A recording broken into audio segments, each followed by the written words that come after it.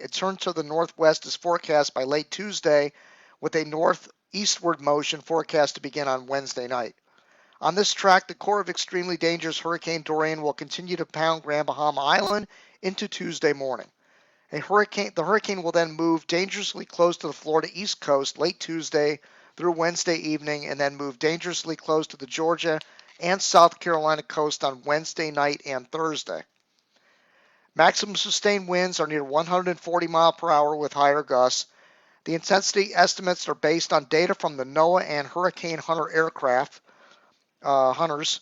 Dorian is a Category 4 hurricane on the Saffir-Simpson hurricane wind scale. Although gradual weakening is forecast, Dorian is expected to remain a powerful hurricane during the next couple of days.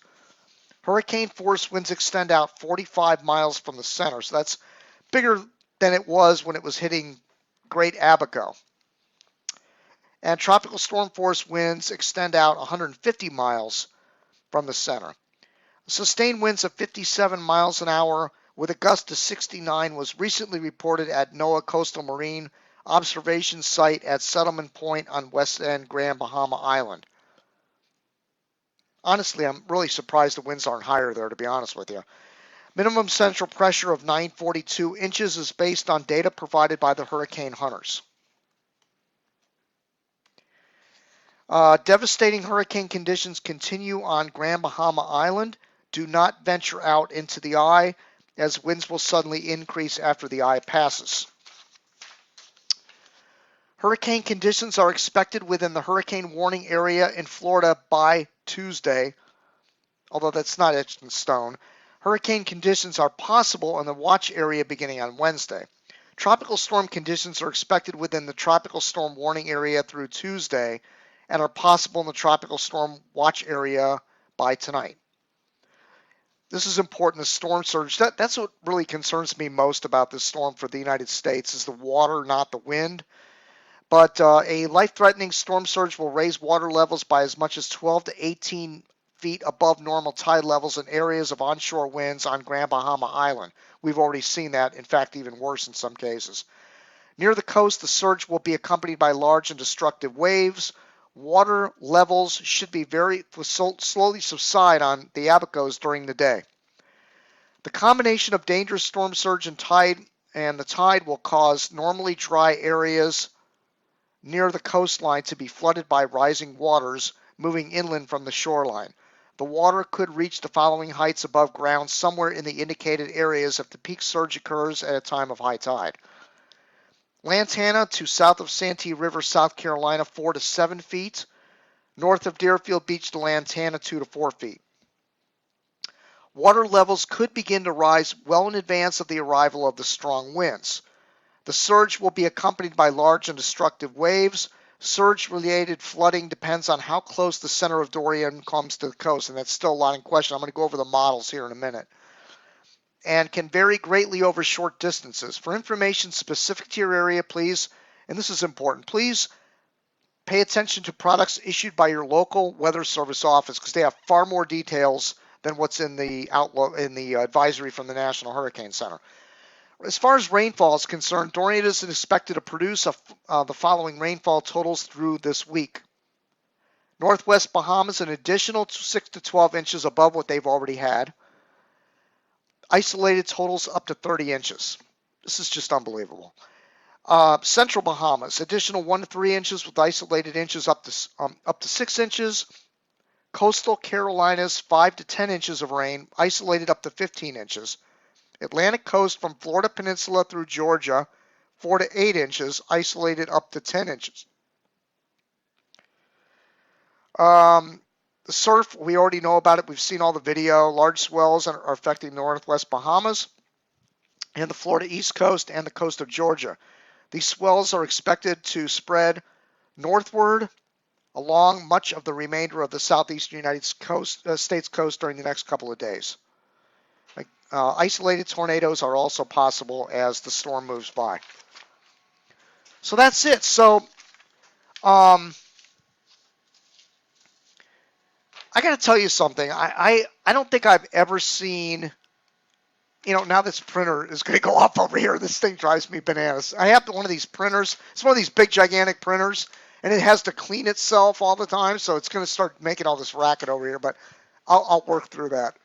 I'm just happy, and I know people are going to think this is hypocritical of me to say this, but I really am happy this hurricane's not hitting South Florida. The reason I say that is people know that I'm a storm chaser. I enjoy covering these things when they hit land, but that doesn't mean that I enjoy. I got to tell you, I haven't slept in the last 4 days. I don't think I've gotten a good night's sleep. I've been turning left, turning right, turning left. My mind is like, oh my God, how bad is this going to be? And and I'm thinking about the people in the Bahamas, and I've been doing this for a long time, and I get really concerned about other areas. That's why I made Hurricane City. It's not just about here; it's about any city in the Atlantic Basin that's being impacted. And my heart is just pouring to those people in the Bahamas. And what I would say to people in South Florida is, you are so lucky that the money that you would have spent cleaning up after this disaster, even if it's a fraction of the money you would have spent, you should donate it to the people in the Bahamas, because they took the hit for you.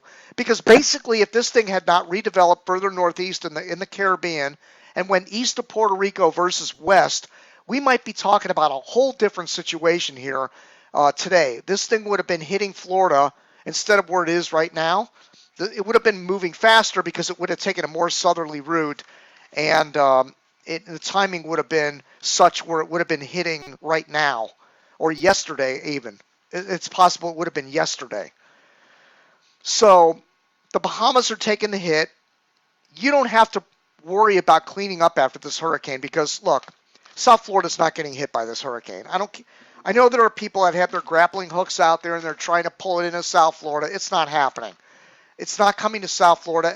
And I gotta tell you, I really admire Craig Setzer from CBS. He pretty much came right out and said, South Florida, you're not going to get hit by this hurricane. And he explained that he's been doing this for a long time, 20 years, and he feels confident about the call, and which I do too. And I know a lot of people that really know a lot about the tropics and models and flows and all that.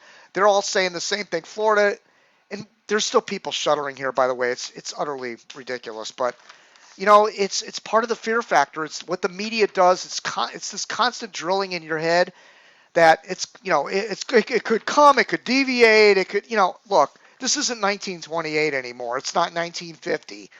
The models have a good grasp on this. Is there still some uncertainty about Florida as far as northern Florida? Yes. Is there uncertainty about Georgia, South Carolina, North Carolina? Absolutely.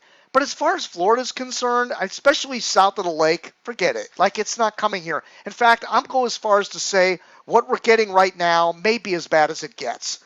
I know they're saying tomorrow is going to be worse. I think it might be more increase in feeder bands, but I don't think, unless there's any westerly component, a significant westerly opponent to this, I don't see how there's going to be major wind increases down here in South Florida. I don't see it happening. Here's another thing that's a little bit concerning. I'm going to show you some videos here in a little while. I've been saving videos all day, and I want to show them to you tonight because some of this stuff is really unbelievably dramatic. But the rumors about dead bodies, and this happens after every major hurricane. We saw it after Hurricane Andrew. We heard the rumors about the immigrants, and there's body bags, and they're hauling them out on trucks. We've heard it about in Katrina. Even though there was a high death toll in Katrina, there were rumors that it was 4,000 people. We hear this after every major hurricane hit, like there's bodies that they're hauling out. These rumors always start. What we do know is that there's 5 confirmed deaths in Great Abaco Island. We don't know yet about Grand Bahama because they're still underwater.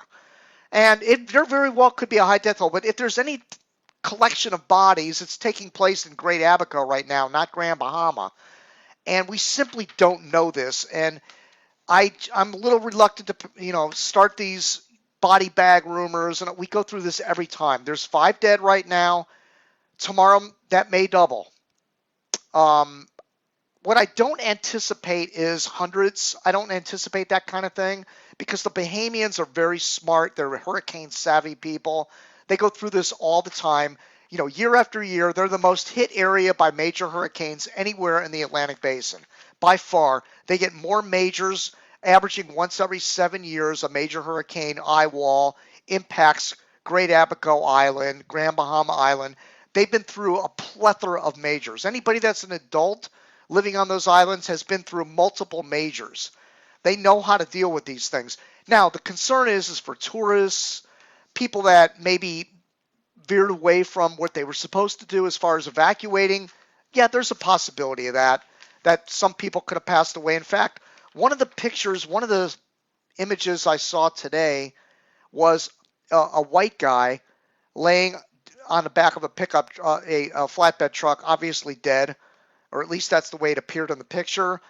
Um, Maybe a tourist, I'm not sure of that, but the reason I emphasize that it's a white guy is because it more than likely, although not 100%, but it's possible that more than likely the person was a tourist visiting there. And if that is the case, that's a little concerning in the sense that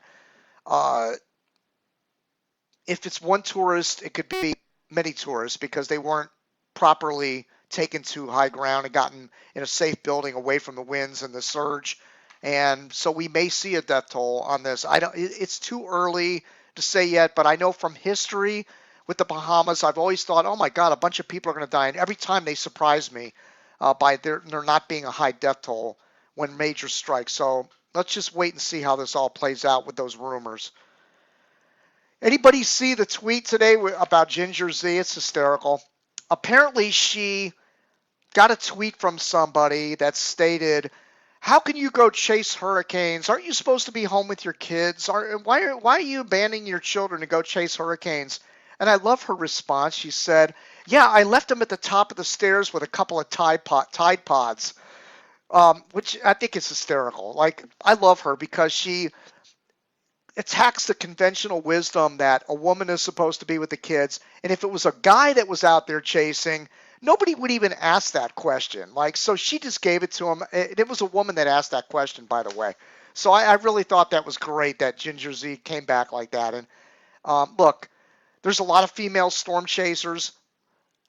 You know, a lot of female meteorologists, as you can see, and they're just as knowledgeable and just as able to chase a hurricane as a guy is. So this notion that somehow she should be home, it's preposterous, man. I mean, we're in 2019 here. So just let that rest. I mean, if you're a woman storm chaser, aren't you supposed to? You can't jeopardize your life with. Who's going to feed your kids if you die? And oh, please, just go away with that crap. Another thing, be careful the next couple of days with the alarmism that's going on out there with the storm chasers. I already know they're setting up and down the East Coast. I'm not going personally because nothing to see here. It's going to be offshore winds. There's going to be some surge coming in along the central North Florida coastline. I don't think it's going to be as bad as Matthew for Northeast Florida. I just don't see it. South Carolina is still up in the air a little bit because it depends on how close it gets to the coast. But remember, Matthew came plowing right in there. This one's going to be, for all indications are from the models, it's going to be the glancing blow show. So it's not going to probably be as bad as Matthew. But again, it's remained to be seen in the Carolinas if it is as bad as Matthew. But for Florida, look, there's storm chasers up and down the coast. They're going to show you this video. Jeff Petrowski was on the internet today hyperventilating. Like, I mean, I don't know what's wrong with this guy. I like him. I know him. He's been on my shows. He's been a storm chaser for a long time. He's a very popular storm chaser, but man, not everything is Armageddon. Every storm he's chasing, it's too much, man. Like, it's not that big of a look. You're going to see a lot of video the next few days from storm chasers. There's going to be big waves. There's going to be beach erosion. There's going to be some tree limbs cracked and some power lines that are going to fall down. There's going to be somebody that dies in rip currents. There's going to be damage to coastal areas as far as, overwash on some roads and things like that. But these guys are going to, you got to understand something. And I said this before the season starts. I know some of you are going to hate me when I say this. The hurricane industry, and repeat, I'm telling you, the hurricane industry is designed around fear mongering and scaring the living crap out of people. There is a time and a place for that. Really, there's no time and a place for that. But in the Bahamas, yeah, when you're staring down the barrel of a Category 5 and that right hook is going to come in and get you, that's the time to be really scared and really frightened of a hurricane, but also time to prepare yourself and your family for battle. And you prepare yourself and you just hope for the best, right? But when it's going to be the glancing blow show, all the hysteria and the hyperventilating and showing video and close-ups of tree branches falling down and power lines and everything, it's a cottage industry of profiteering off people's fears. And it really drives me crazy. I hate it. It's the one thing about this industry I cannot stand is the overdoing of the threat. And look, when it's coming from the Hurricane Center, I get it. Their job is to protect life and property. They're there to tell you this could happen so that you're aware of it. I understand that. But the local news, they can go 24/7 coverage on a tropical storm. And it just drives me bananas sometimes. And for all intents and purposes, at the end of the day, and this is just my hunch, and I'm not 100% I'm personally banking on it, but I don't want, this is where the road gets a little, I don't want people thinking, okay, let your guard down in Florida, it's over. But at the same time, I think at the end of the day, when this is all said and done, it's going to be a tropical storm for Florida. That's what this is going to come down to, tropical storm conditions for the state of Florida as it rides up the coast, mainly on the coastal areas. And if you live inland, it's going to be some windy, rainy weather, but it's not going to be catastrophic. You're not going to get the right hook of this hurricane. If the right front quad came in, that's a whole different animal. We've been watching the right front quadrant for the last 48 hours pounding the Bahamas. That's what a right front hook will do to you. But up the coast, it's the left side. You're going to get the left side. I was in Matthew in 2016 up in New Smyrna Beach. I saw it. I witnessed it. That was a Category 3, about 20 miles off the coast. The eye wall, I was sitting right in it, and it was mainly offshore winds. There was a little bit of surge coming in from time to time, but at the end of the day, they were back to business a few days later. Some cleanup, some buildings got destroyed, some roads along the coast washed out north of where I was located. But could it have been far worse? Oh, absolutely. And we're not talking the right front quadrant of this hurricane making it onshore. And I don't want to hear about the CMC. The H Wharf is now shifted offshore. So please, with the Canadian model, it's a terrible model. I'll show you that graphic in a minute too. But listen, the overhype is just through the roof right now. A little bit more warranted, maybe, or understandable perhaps in the Carolinas. Because the threat is still real there that the core of this could come in there. There's still the chance that could happen. But even by then, it's going to be down to Category 2, nothing like what we're looking at right now. Now, here's my big concern for the Northeast Florida coast, Georgia, South Carolina, North Carolina, is the water levels. And if you paid attention today, Nassau is way south of where the center of Hurricane Dorian is. And they had storm surge flooding. I'm going to show you that video in a minute too. They had storm surge flooding that was almost covering some automobiles in Nassau, which was well south of where the core passed. And they still got that water rising that high. These major hurricanes like this have a lot of energy. The water, it's like a dome of water that's risen up underneath the hurricane, and it's moving with the hurricane. So that wall of water is going to scrape the coast of Florida up into the Carolinas. So water inundation is a concern for me. I could see some inundation issues, especially in the Carolinas, South Carolina, maybe North Florida, but it has to get pretty close, and I still don't think it's going to get that close to Florida. And that's what I would be concerned about mainly more than anything is coastal flooding from Dorian. But the wind to me is just, it's not going to be an issue with this, with the Southeast. I just don't think we're going to see major hurricane weather in the Southeast at all. It's going to be tidal surges with the high tide cycles, wave action, and even I don't even think the rain is going to be that big of a deal because you're on the backside of the hurricane again. A huge difference between the right and the left side of a hurricane. And so I don't think the rain is going to be as big of a deal. I mean, we've had a total, I've had about an inch of rain here today. We've had about 5 feeder bands come through here, and we've had a total of an inch of rain. My high wind gust here has been 37 miles an hour. 37 miles an hour. I have instruments 33 feet up. 37 miles an hour. I've been watching the news today. On the beach, they're reporting 30, 35 mile an hour winds. That's on the open waters of the beach with these feeder bands coming through. So, I mean, there's been a fully isolated gust in some of the thunderstorms, 40, 50 miles an hour. But, I mean, come on. This is not the – it's not – the lion is sitting out there growling at us, but it's behind a fence. And that fence is lack of steering currents and a trough coming along to scoop it to the north. It's behind the fence. You're at the zoo, and the lion is on the other side of the fence if you live in Florida. That's my opinion. Now, is the lion going to spit at you? Is the lion going to back up and kick dirt at you? Yes. The lion is going to do all those things to you, but the lion is not going to jump the fence and come into Florida. I don't see that happening. I just don't see it. But again, the tidal surges is the main concern that I'm thinking about.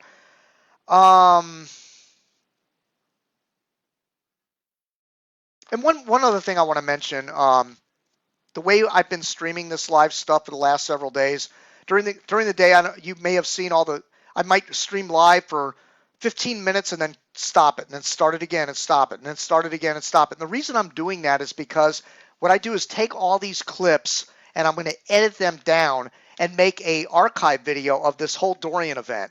And it'll be like maybe an hour long, 45 minutes. It'll be all the most interesting videos and statistics and information, and pieced it together to make a nice archive out of it. But, in years past, when I was doing this, 15 years ago, 20 years ago, we were streaming 24/7 doing this. I mean, going nonstop on real audio, and then it was Ustream, and we tried some different streaming techniques over the years, and going 24 hours a day, just letting it stream, Bahamas Radio Network, and but you can't do that anymore because they all have timeouts, and you're not allowed to stream for a certain amount of time on certain social networks, and sometimes they don't save it after a certain amount of time, or so I'm just doing it in little bits and pieces, and we'll piece it all together, and it'll all be ready by the end of the season, or maybe even before the end of the season. All right, let me go ahead and that's all my show notes for tonight. So let me go ahead and change images here and show you the outlook from the National Hurricane Center, first of all, because we do have more stuff going on out there than just the Hurricane Dorian. There's the outlook from the National Hurricane Center. We have a system in the Gulf, and I'll show you these on the desktop in a minute. We have one system in the Gulf that's kind of disorganized, but it says here an extensive area of showers and thunderstorms continues and associated with an area of low pressure over the south central Gulf of Mexico. Environmental conditions appear conducive for additional development, and a tropical depression is likely to form during the next few days while the low moves slowly westward or west-southwest towards the coast of Mexico. So this will not be a Texas threat. Then we have another area of disturbed weather here. A trough of low pressure located 700 miles southeast of Bermuda is producing disorganized showers and thunderstorms. Some gradual development of the disturbances possible during the next couple of days. Afterward, upper level winds are forecast to become less favorable for tropical cyclone formation. Interest in Bermuda should monitor the progress of this disturbance. By the way, Bermuda is my number one area to be impacted this year. Number 2 is Nassau. They've already been impacted by Dorian. Number 3 is Fernandina Beach, Florida, which is up north of Jacksonville. They could be impacted by Hurricane Dorian. Wilmington is number 4. They could be impacted by Dorian. And Grand Isle, Louisiana is number 5. And they were already impacted by Barry. So literally by the end of this week, I could have all 5 of my top 5 impacted this hurricane season. This would make 2 years in a row, or no, last year was 4 out of 5, I think. But anyway, it's just an outstanding track record. If you go back and look at my predictions, that I make before the season starts for the last 15 years. I think it's 13 out of 15 or 14 out of 16 years I've gotten at least one or more of my top 5, and lately I've been on a really good roll with hurricane hits. And then, of course, we have a disturbance out here off the coast of Africa. This one is expected to move northwest in the open Atlantic. This one I don't think is going to be a threat to land for anybody. And there's another area coming off Africa that is forecast by the models to develop, and that one will probably head to the west. That'll be the next big one that we're going to have to keep an eye on going into late next week sometime. So let me go ahead and play this video for you. Let me stop the share, and this is a video today that was from, I think it's from Great Abaco Island. So let me go ahead and play this.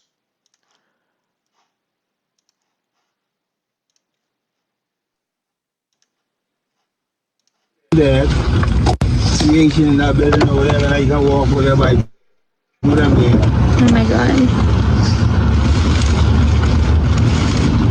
Who was the camp? No, he used to work for BEC years ago. Okay. Yesterday, we walked out there, somebody to find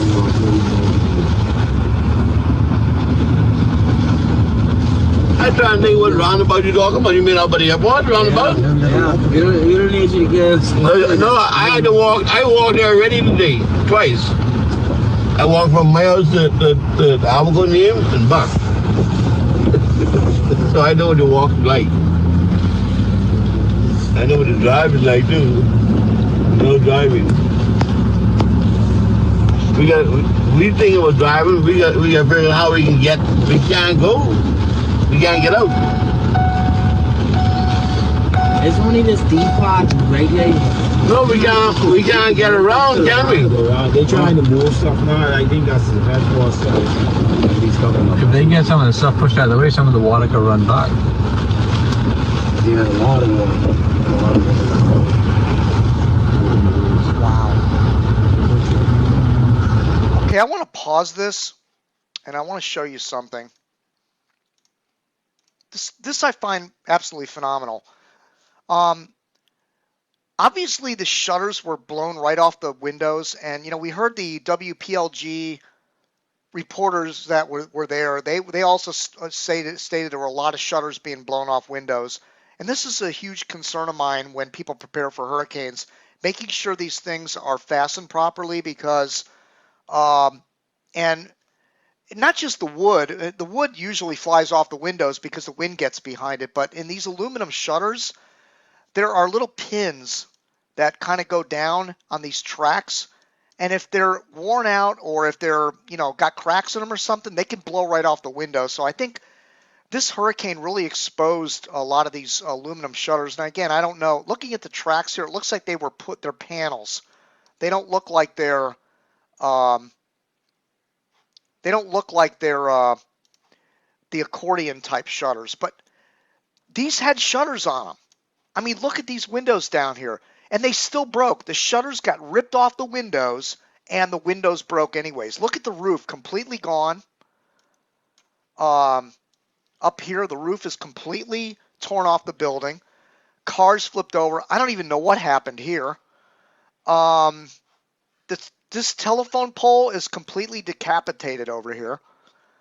Let me see if there's anything else interesting in this shot. You look at the stairs over here.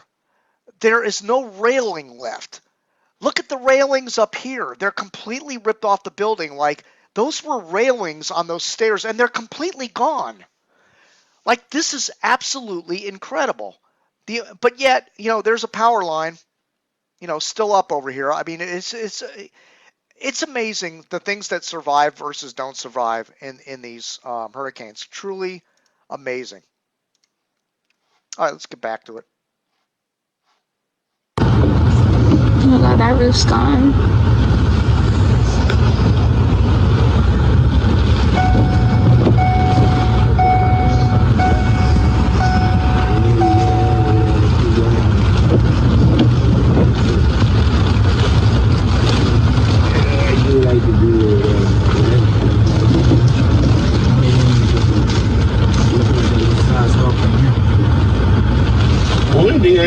now is that big fucking black wire to cut. Then we can get out. Alright, guys. Alright, y'all be safe, eh? Okay. Thank you. Thank you so much, sir. I appreciate Yes, sir. No problem. Let me sit on your camera. My nap is free. Sit on my lap. Mm-hmm. Where you should go.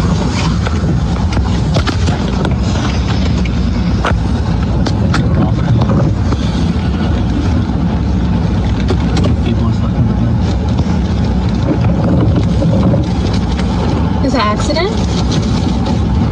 Can't get a car going. Way down here for like 8 meters.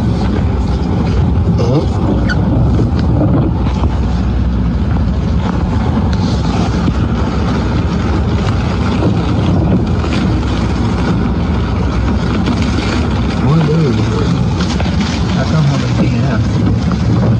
That's their boat there? Oh my god. Fucking engine, fucking done.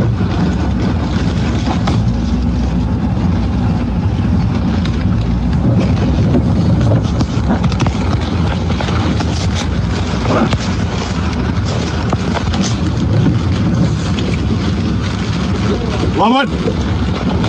You alright, my brother? Huh? Not too bad, how's yours? We lost the house. Yeah? My office is gone. Fucking everything. Very well. We ended up going in a garage down the hill from us, and I held the door shut for about 6 hours. Trying to figure out now what we're gonna do tonight. But you guys, your place looked all right. Yeah. Alright. The roof was fucking, we had to go to first because the roof was fucking lifting up and My dropping. whole roof came I off. was waiting for it. That's why I left. When the eye came, I said, let's get the fuck out of I here. lost mine right before the eye, and then we just hunkered up inside of one room until the eye came. Yep. Yeah, I was trying to get these guys up from the tower to see if we get the phone system up, but All right. it's funny. All right.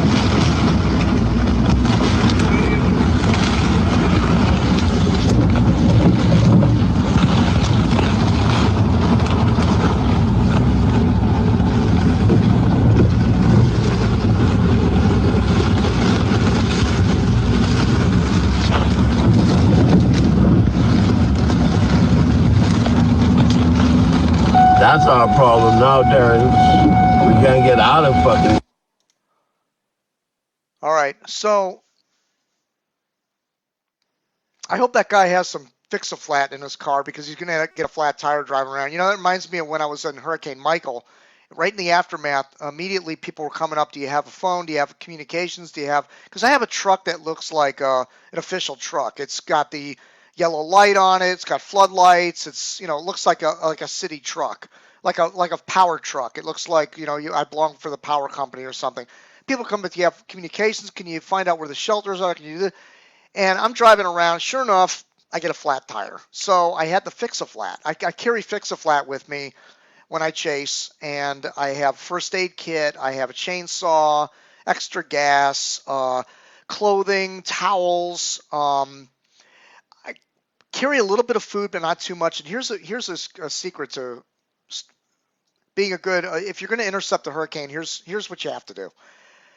You can't eat anything because you almost have to fast, because if you do eat something, there's no bathrooms. You're not going to be able to just pull over and get to a bathroom during or after. That's not going to happen. So I bring water with me. I just sip it. I don't guzzle the water, just enough to keep yourself hydrated. But I don't eat too much. In fact, the continental breakfast right before the hurricane hit, the morning of the hurricane of Michael, I grabbed some bananas and some fruit and stuff off of there, and I kept that in the truck, and that was what I nibbled on for the next 24 to 36 hours. No food, water, nothing anywhere. So that, looking at that scene, that's even worse. So, I mean, I hope they have food saved or water or something, or they're going to have to get to a shelter. Like, nobody can survive under those conditions. That's just terrible. All right, let me show you some videos I have on. Let me show you some videos from. Oh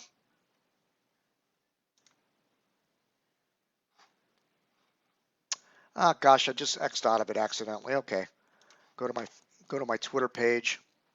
By the way, you can follow me at Hurricane City on Twitter. And let's go back to some of these videos. Just unbelievable videos throughout the day.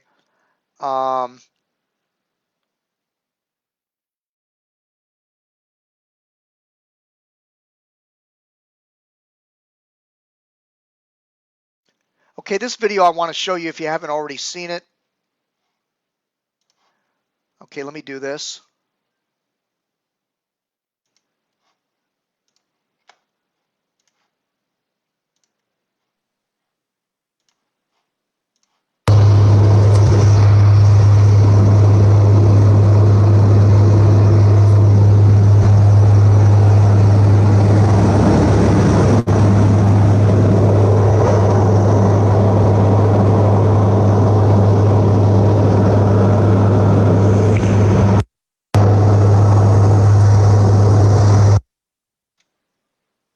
Okay, um, that is from the view of the hurricane hunters inside the eye of Hurricane Dorian. I don't think I've seen a lot of hurricane hunter photographs and videos and things. I don't think I've ever seen an eye wall that crisp at the top of a hurricane. That is the most incredible eye wall I think I've ever seen from a hurricane hunter picture, photograph, or video, or anything else that's come out of the hurricane. Those guys are going to have some unbelievable stories to tell about the eye wall and the turbulence that probably is inside that eye. But you know, back in the early days of Hurricane City, it was back in I think it was 2000-ish or something. I got a call from Dr. Jeff Masters, Weather Underground, because him and we communicated a lot in the early days of the internet because there wasn't a lot of websites around, and you know, we communicated a lot. And he was flying with the hurricane hunters, and he told me I can get you on. I think it was, what hurricane was it? Was it George or no? It wasn't George. It was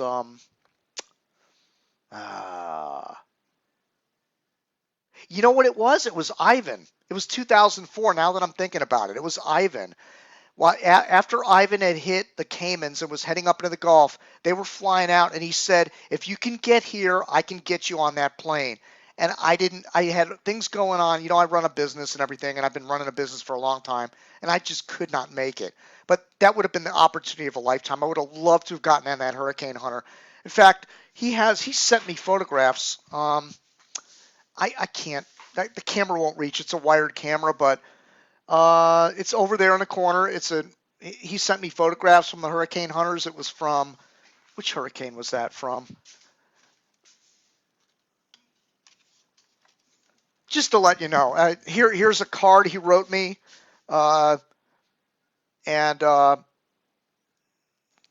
says, here's the photo plus being a photo from Hugo, and that was when he flew into Hugo back in 1989. But he sent me, and here's his card, just you know. But anyway, he offered me to get on that hurricane hunter if I could get there for Hurricane Ivan, and it just didn't work out. I couldn't make it, and it's just the way it is. But I mean, that I could have maybe saw an eye almost as good as that because Ivan was really intense. All right, let's go to the next video I want to show you.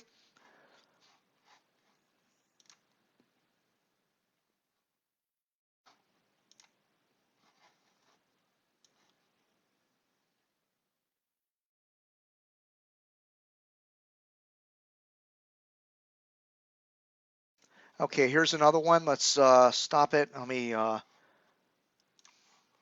then we're going to get to the models and talk about the United States, I promise. I just wanted to get this out of the way first. Some of these videos I got to show you because they're really incredible. Just people here, I'm cool.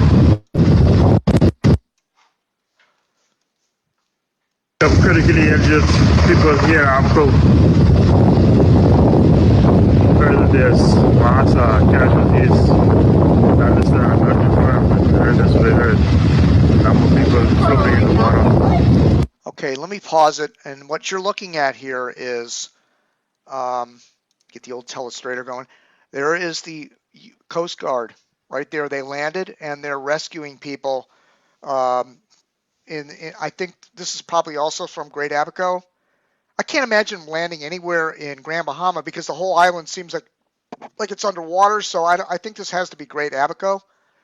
But they're rescuing people, and again, it remains to be seen. I know that there's been a lot of injuries. That I do know, that there have been people that have been taken to hospitals, nearby hospitals, to whatever's left of the hospitals, to try to help these people that have been injured. Because what's going to happen is not only were there a lot of people injured during the hurricane, but there's going to be a lot of people injured over the next couple of days because of the cleanup process.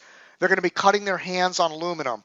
They're going to be electrocuted. There's going to be, chainsaw mishaps, and all these things are going to start piling up for the Bahamians, and it's going to be a really tough haul here. But anyway, they're working right now, the Coast Guard in the Bahamas.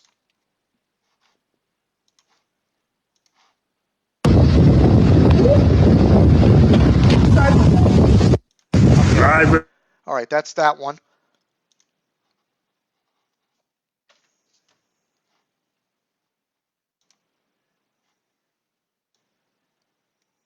Okay, here's the next one I want to show you.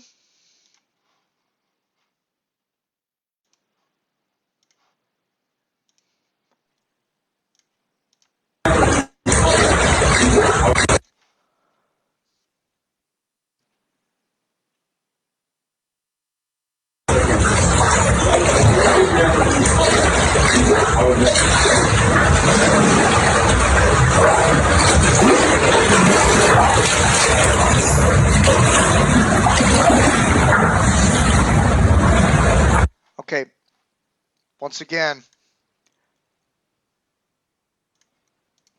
these are stairs.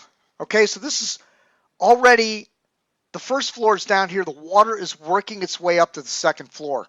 That is how high this water is getting. This is absolutely incredible. The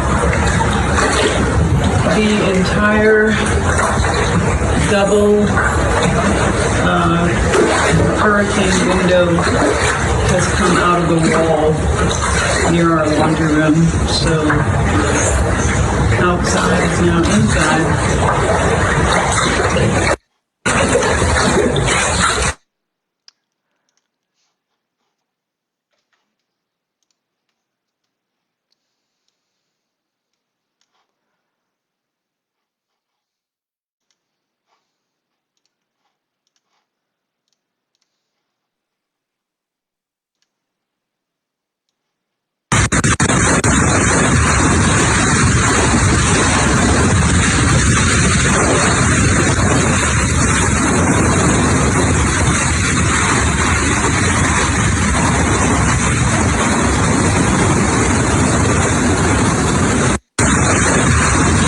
All right, that wind is absolutely screaming.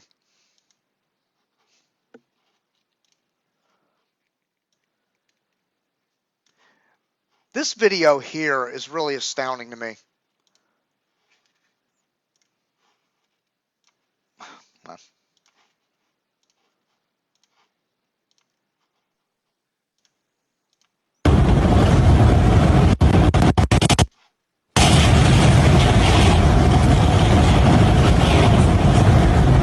I'm going to pause that.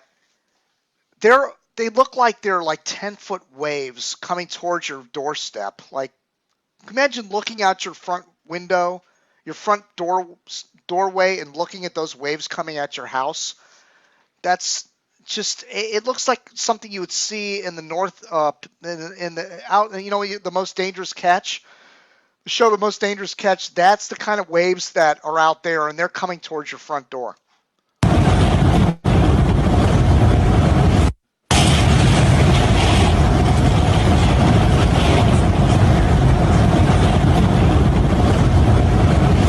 Okay.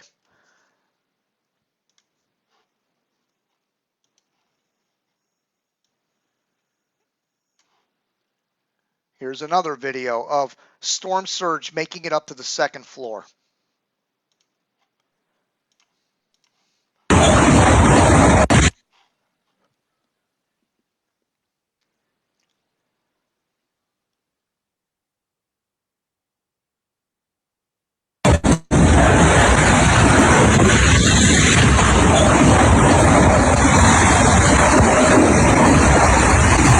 Look at the waves smashing up against the patio doors. This is on the second floor.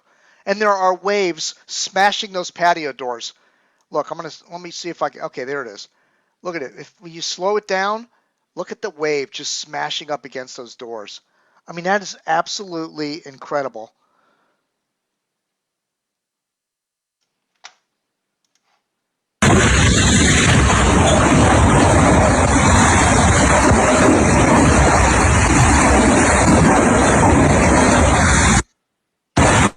Okay.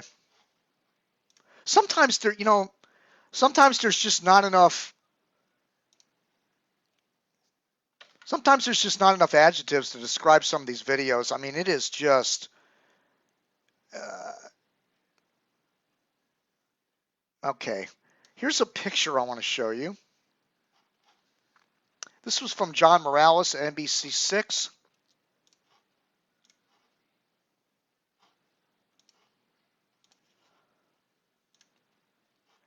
And that's before and after photo of looks like a hotel there. Notice the whole roof got ripped off the building. What I don't understand is why it looks black and white. Although that could be because everything is just, I don't know. I mean, the building looks blue, but when you look at it here, it's white. I'm a little confused about that, unless it blew the paint off the building. I mean, is it possible that the paint got blown off the building? I really don't know. They may have repainted it. This might have been a picture from a long time ago or something. Who knows? I mean, there's the hut.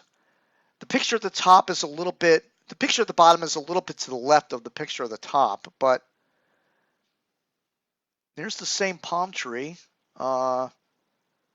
There's wood on those windows, and they all apparently got torn off. But that's just incredible before and after shot. I mean, look at all the foliage is gone, and that's going to be a big devastating part of this hurricane for the Bahamas. Is all the trees are going to be stripped. It's going to look like an up north scene for a long time in the Bahamas. It's going to take that foliage a long time to come back. A lot of palm trees are going to die from the salt. But it's just a shame. Okay. Here is the picture of the dead body on the truck that I was talking about earlier. I've zoomed in on this. The guy does look dead. You just don't know how these people died. Did they drown? Did they get hit by something? I mean, it's possible it could just be a guy taking a nap after, lifting heavy stuff or something. I don't know. I mean, it's hard to say in a shot like this, but there were rumors again that it's just trucks driving around picking up bodies. We got to remain to be seen if that's a rumor or if that's really true. Here's another video.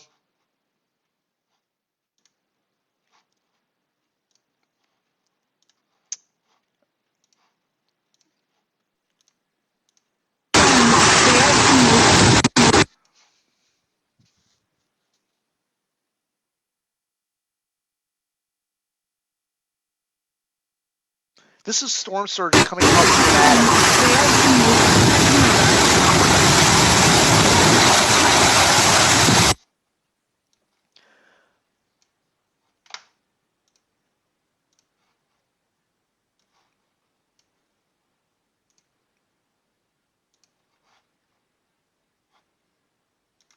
Okay, let me get out of it. I wanted to. Let me play it again.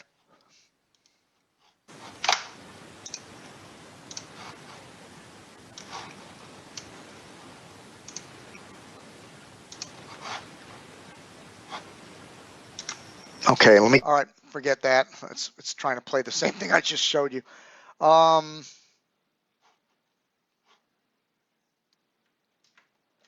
is happening here?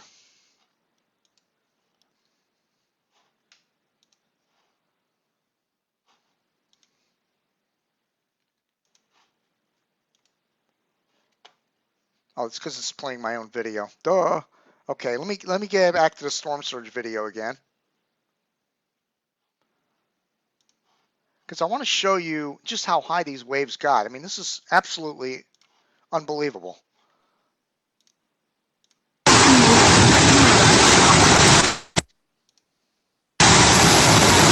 Okay.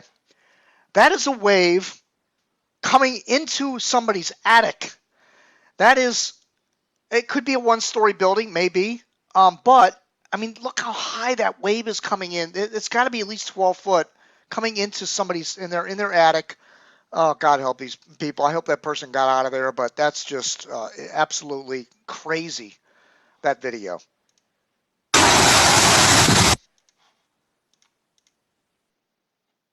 Okay, and then do we have another one here? Let me see.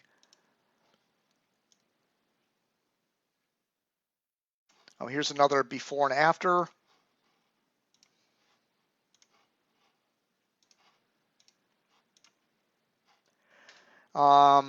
Again, boats flipped over everywhere.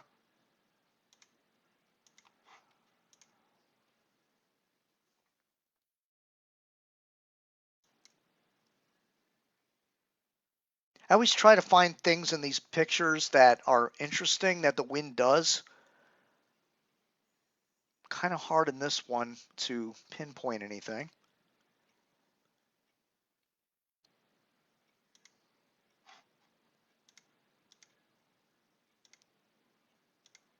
Nope, can't really get much out of that one. But the damage is obviously carnage.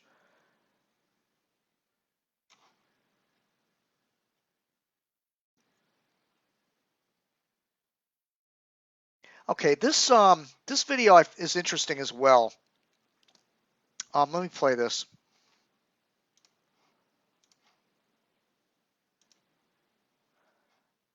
This is from New Providence, which is Nassau, way to the south. As I was alerting earlier, look at how high the water is even there. A lot of this could be from rainfall, but this wasn't even in the core of the hurricane. This is what concerns me about the southeastern coast of the U.S. is a lot of flooding like this. Although, again, these were south of the center, not to the left of the center, but still tremendous amount of flooding even in Nassau.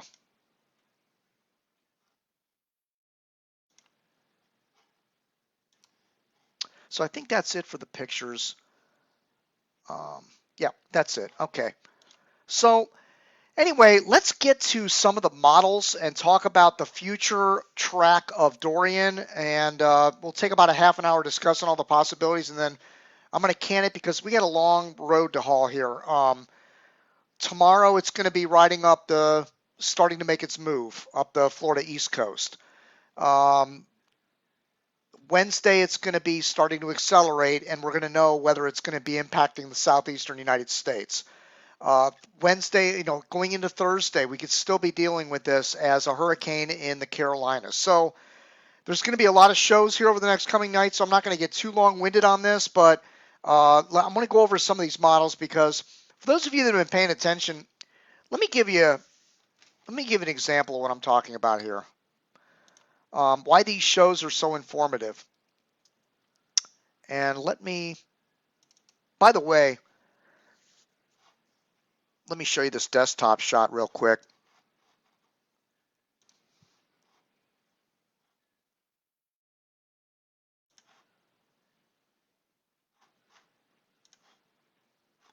Okay, there is my desktop. And we have, look at that. It looks like there's 3 hurricanes on the screen, but actually that's, Dorian naturally near Grand Bahama. We have this area disturbed weather that is heading towards Mexico that they think is probably may develop, but it's running out of real estate here and it's going to eventually move in. And then we have this area southwest of Bermuda rather, or south of Bermuda, and Bermuda is like right here where my mouse pointer is. So it'll be interesting to see if that impacts Bermuda as a named storm, but 3 of them lined up almost in a straight line, but they're not all going the same direction. In fact, they're all going in different directions. This one's going to the left. The Dorian's going to go north, and this other system here is going to go northeast. So they're all going in different directions, but they're all in the screen. It's pretty neat. Okay, so I wanted to show you the models. So let's get right to it.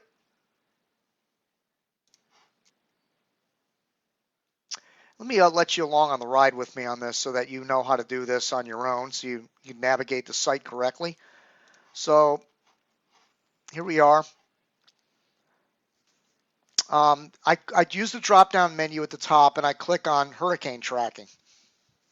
Here's our map of all three of our systems, actually 4 systems out there. We have an invest in the Gulf. Again, and there's the model consensus, the best performing models on each system and where they think it's going to go.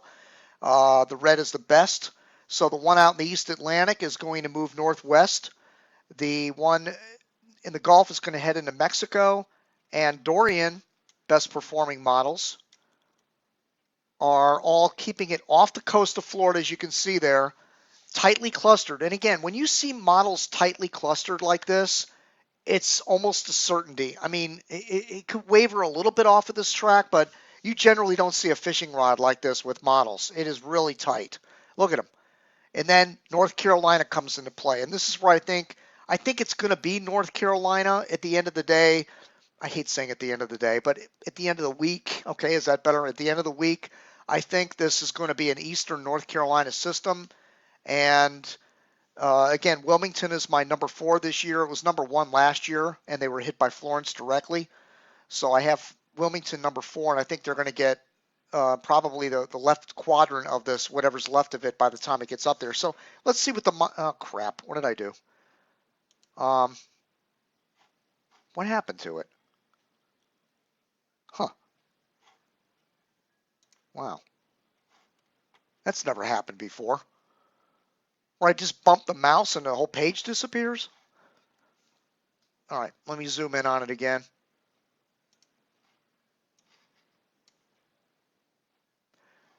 Well, it's going to show you the wind speeds that these models are predicting when they get up here. So let's take a look. This is the EGRR, that's the UK Met model, which has done very well on this hurricane, by the way. It's not giving the wind speed. Is it? Let me see. No, it's not giving the wind speed. Let me go to the next one.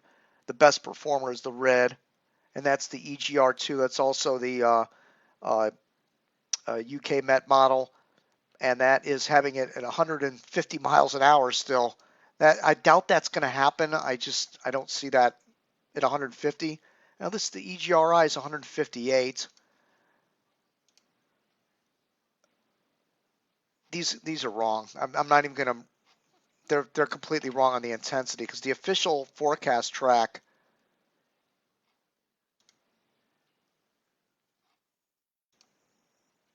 I got to zoom it in more. You can click on the forecast points and it'll give you the information. Let me see.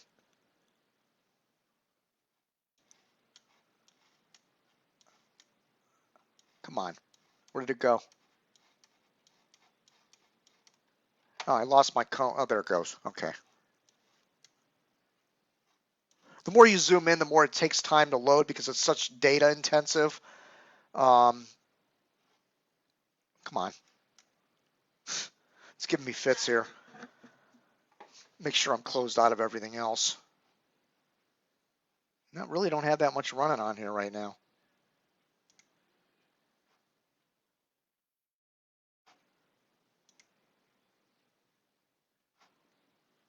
By the way, while I'm zoomed in, notice you can mouse over you see the population centers that are shaded in dark maroon color.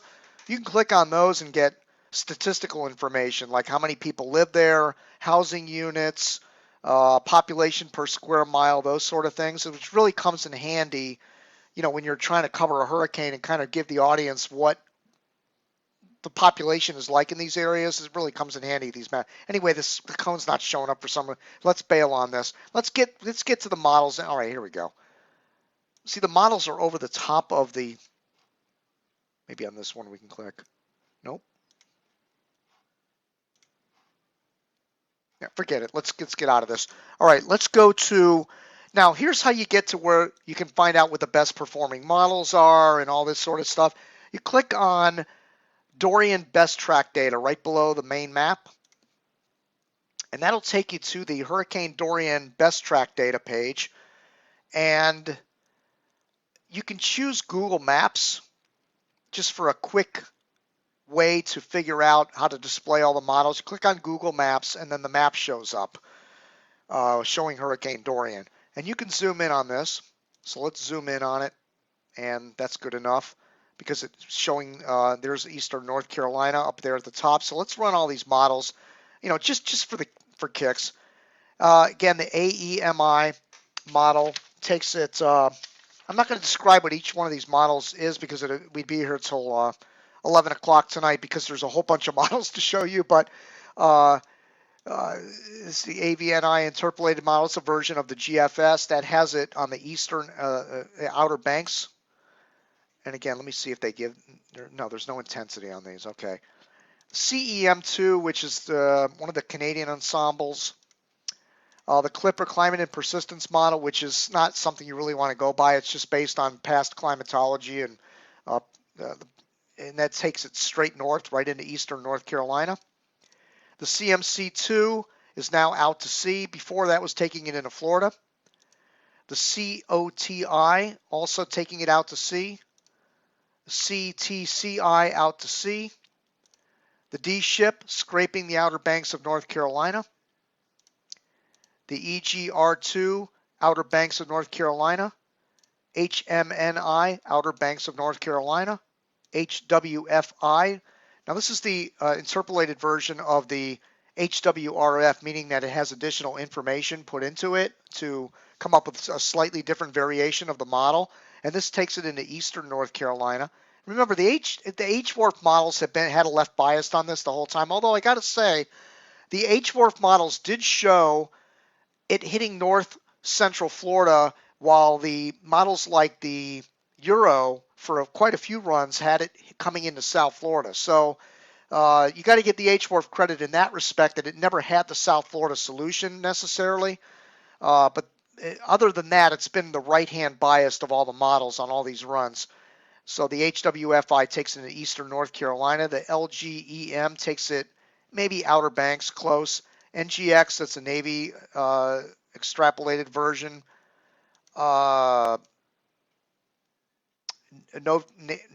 and interpolated model, east out to sea. OCD5. This model is crazy, and it is on OC. It has OCD. This model is just, it's ridiculous. Eastern North Carolina. OFCI out to sea. RVCN, maybe the Outer Banks. Ship model, Outer Banks. TABD, Eastern North Carolina. TABM, Outer Banks. TAB shallow model takes it well out to sea. TCLP has it going into the South Carolina, North Carolina border. TVCA, Outer Banks. TVCE, Outer Banks. TVCN, Outer Banks. TVCX, Outer Banks. UK Met 2, Outer Banks. We're not even going to touch X-strap because we know what that means. And to me, it's X-crap. It's all crap because it just draws a straight line from the direction it's currently moving now. Which, by the way, just out of curiosity, let me see what X-strap says because, see, they're going based on the advisory of Northwest. So X-strap, all this is showing you if it kept moving in the same direction, this is where it would hit. But that's not going to happen. But it is interesting they have it moving northwest. Okay, AC00, Eastern North Carolina. AEMN, Eastern North Carolina, Outer Banks. Here are all the aviation ensembles, which are the GFS ensembles. There's 20 of them. Eastern North Carolina. Eastern North Carolina. Eastern North Carolina. Eastern North Carolina. Eastern North Carolina. Eastern North Carolina. Eastern North Carolina. Eastern North Carolina. Eastern North Carolina. Eastern North Carolina. Eastern North Carolina. Outer Banks. Eastern North Carolina. Outer Banks. Outer Banks. Eastern North Carolina. Eastern North Carolina. Eastern North Carolina. Eastern North Carolina. Eastern North Carolina. Here's the operational, the GFS. Eastern North Carolina / Outer Banks, like right on the Outer Banks pretty much. COTC, Canadian Outer Banks, maybe out to sea. CTCX, out to sea. HMON, Outer Banks. HWRF, Wilmington. And the NavGem is out to sea. I got to tell you something. I'm really impressed with that NavGem. I want to show you a graphic from 3 days ago of these models and show you where we're at right at this point. And some of these models were spot on.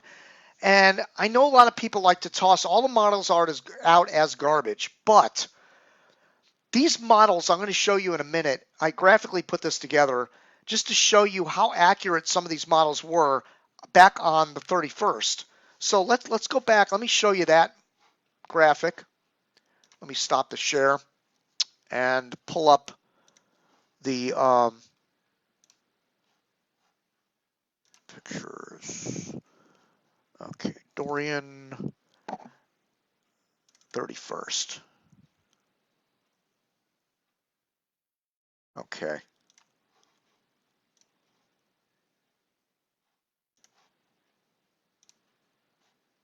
Okay, let's give it a minute to load here.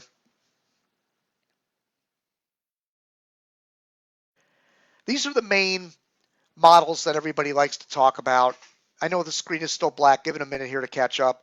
But the main models that everybody likes to talk about, such as the UK Met, the European model, the GFS, the NavGem, the Canadian, they're all listed here, right? So look at this map closely, and you'll see that, and I'm going to have to kind of use my pencil here to tell you what's what. So this is from the 31st, and here's both the Canadian and the GFS north of the islands.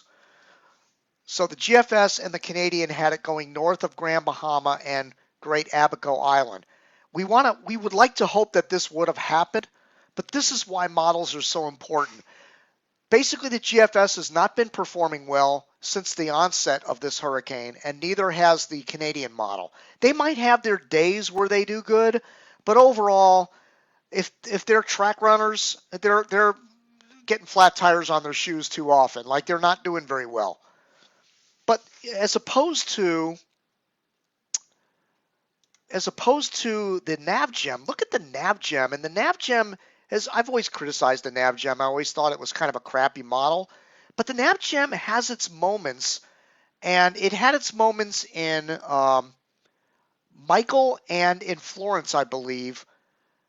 And occasionally, even in, I think in Irma, the NavGem had its moments. But the NavGem, the Navy model, has is the bright green model here.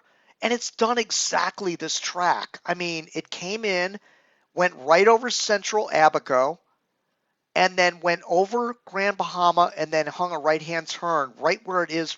Here's where the hurricane is right now, right there. So the NavGem has nailed this track, at least when it was north of Puerto Rico. I don't know what it did in the past because I deleted all those files and I'd have to go back and research it. But 3 days ago, the NavGem called for this, and it's absolutely nailed the track on this. Let me show you another model that's done relatively well with this, and that is the UK Met. UK Met, here it is. Had it going through southern Great Abaco and then central Grand Bahama, and then has it going a track like this and up. So the UK Met and the NavGem absolutely nailed this track. Now, the Euro didn't do too bad either. Here's the Euro. Euro came up like this, right through central Great Abaco Island, and then put the brakes on right here. And it has it going due north, just a little bit east of where it is right now. And then the Euro takes it like this and up and over. So the Euro, the UK Met, and the NavGem all did an outstanding job from the 31st to where we're at right now on this track. So you always can't just always discount models all the time as being garbage, because there is something to be said. Now, meanwhile, here we were. Look at the Canadian, okay? Canadian was all over here into Florida and up the coast and blah. I mean, we kind of figured this isn't going to happen. I mean, it's still possible, but look, if this track ends up happening, and I just ran all the models for you, okay? If this track ends up happening, I'll give a standing ovation like 10 times louder than the standing ovation I gave the National Hurricane Center for calling this to be a hurricane in the Caribbean, which it really kind of didn't. It waited till it got to St. Thomas to do that. But, you know, it did become a hurricane, and even though the models weren't really doing very much with it in the Caribbean. But the Canadian has consistently been taking this into Florida the last couple of days. So if the Canadian ends up being right, doing this red track, I'll be absolutely, utterly shocked.